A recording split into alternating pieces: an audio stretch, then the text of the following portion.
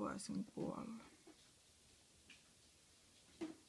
Tai ainakin tällä hetkellä se on mun päässä päällimmäisenä ajatuksena. Koko päivänä mä en ole osannut muuta kuin kävellä ympäri asuntoa ja itkeä. Tekemistä olisi enemmän kuin tarpeeksi. Pitäis. Se on yksi asia, mikä mua masentaa. Mulla on koko ajan tunne siitä, että mä en riitä.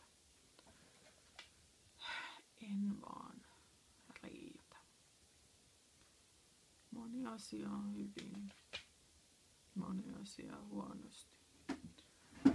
Mulla on ihanat lapset, joiden vuoksi olisi pakko jaksaa. Joskus vaan tuntuu, että mä en jaksa siltikään. Joskus ne oli mulle syy nousta ja herätä joka ainoa aamu.